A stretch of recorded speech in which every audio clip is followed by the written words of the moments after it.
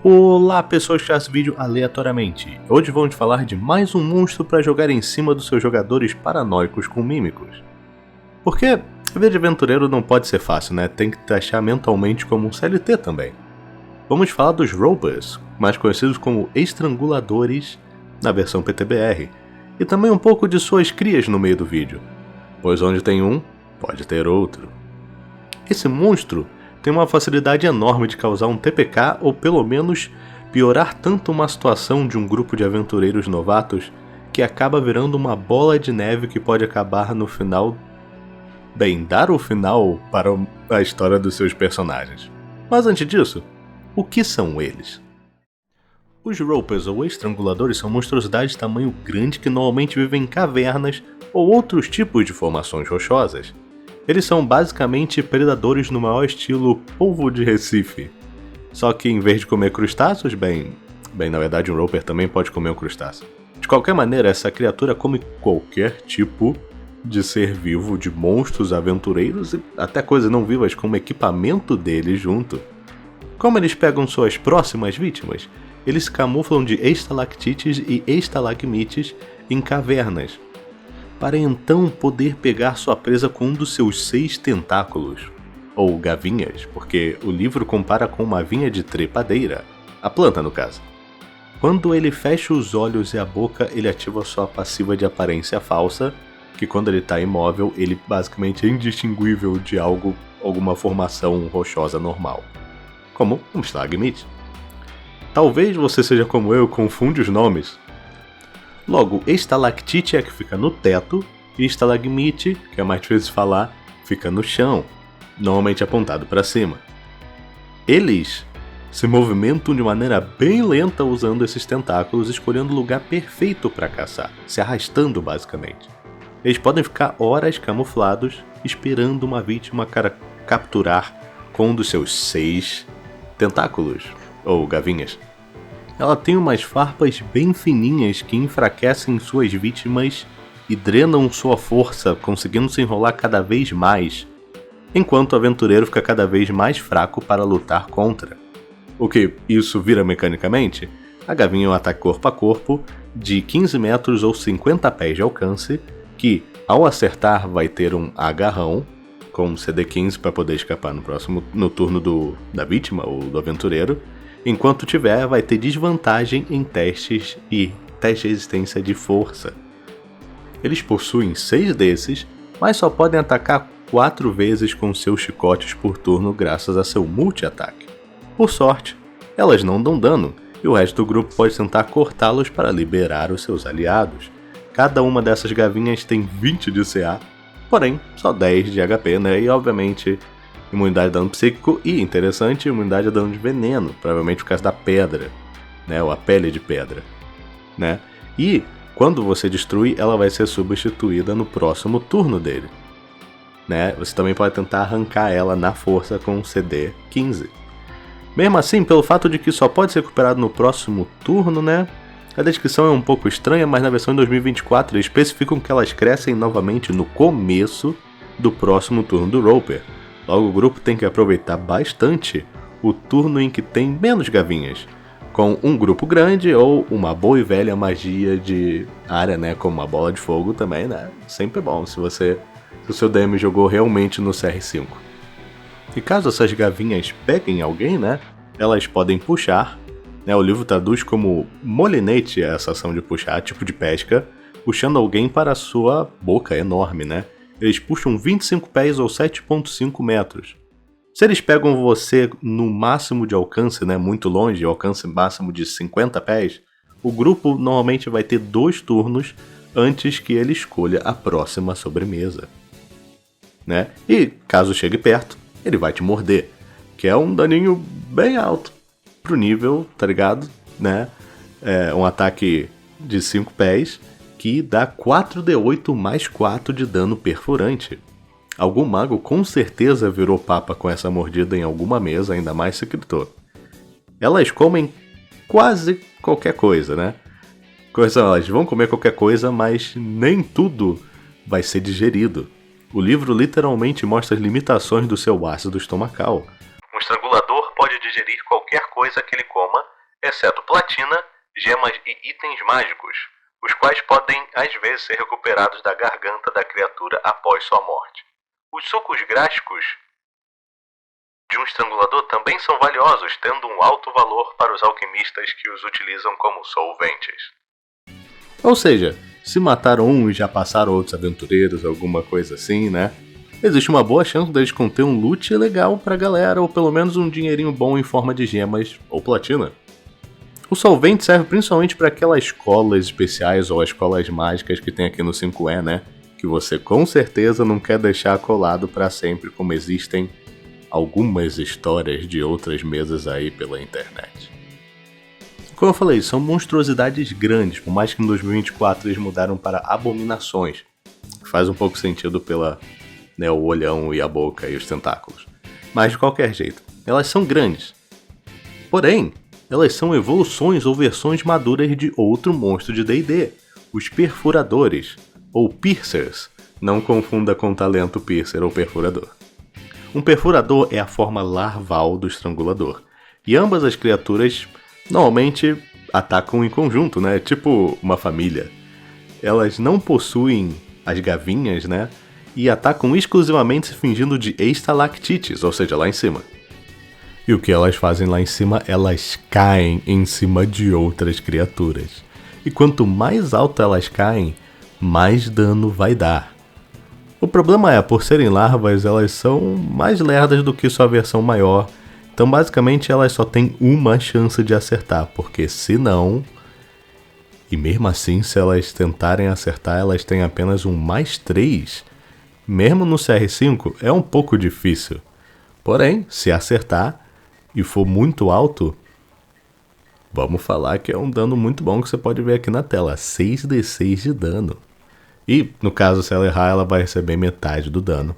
O que ainda assim pode machucar bastante ela o suficiente para o aventureiro poder finalizar só com um golpe normal de uma arma. Intermissão. Algo interessante de explicar, ainda mais se você não manja das edições antigas de primeira, segunda edição, os piercers e perfuradores não eram versões jovens do Roper, isso foi uma lore adicionada depois. E os estranguladores atuais de caverna, né, que exclusivamente viram estalactites e estalagmites, são baseadas em uma subespécie de Ropers antigas chamada Eistoroper, de tipo Stone Roper, ou seja, Ropers de pedra, que eram Ropers que só podiam se disfarçar de coisas feitas de pedra, normalmente estátuas, mas às vezes estalactites e estalagmites. Provavelmente mudaram para deixar a identidade deles mais separada dos mímicos. Pelo menos é uma das teorias das pessoas da internet afora. Fim da intermissão. Muito bem, Natavugão, mas como eles funcionam no bloco de atributos? Nesse caso, o estrangulador tem um CA super sólido de 20, com um HP de 93, o que não é nada mal para um CR5. Eles se movimentam por 10 pés no chão e 10 pés para escalar. Eles, pelo menos, têm +5 em furtividade e +6 de percepção, mostrando sua proficiência como caçador e predador, né? Eles podem escalar em terrenos dificultados, inclusive no teto. E a parte mais importante deles na economia de ação é o como seu multi-ataque funciona, que eu já falei um pouquinho no começo do vídeo. Porque limita eles a uma mordida por turno, né? Ele pode realizar 4 ataques com suas gavinhas, puxar eles com seu molinete uma vez e realizar apenas um ataque com a sua mordida. Logo, ele pode até agarrar 4 membros de um grupo de aventureiros, mas no máximo só pode matar um por vez, dando oportunidade para o resto escapar ou ser resgatado pelos soltos, se tiver alguém sobrando, é claro. No meio disso tudo, os piercers podem estar caindo nos coitados que tentam soltar os amigos, que se estiverem de muito alto podem até dar 36 de dano. Os piercers têm apenas 22 de HP, 15 de CA e um sonho. Eles têm percepção às cegas, o que é curioso, né, que eles perdem isso quando ficam mais velhos. E eles só têm basicamente a furtividade deles e uma única chance de empalar o feiticeiro do grupo nas costas. Na versão de 2024, eu gosto que eles adicionaram o fato de que quando você for escolher um Roper, você pode rolar um D8 para você ver aonde que esse grupo vai enfrentar ele. Pra quê? Porque eles arrastam suas presas com as suas gavinhas, né, por lugares para enfraquecê-las ou até matá-las. Às vezes é um lugar com armadilhas, um lugar que a magia não funciona, folhas de navalha, ratos, sacou? Várias opções que eu acho bem interessantes aqui, ainda mais se você for dos que gosta de rodar para ter umas ideias aleatórias aqui na sua masmorra. No Stat Block eles aumentaram a velocidade de escalar delas para 20 pés em vez de 10. Eles mudaram o multi-ataque para que ela só pode usar 2 gavinhas por turno, mas elas podem dar 2 mordidas, o que pode matar alguém muito mais fácil, mas também pode distribuir o dano bem melhor.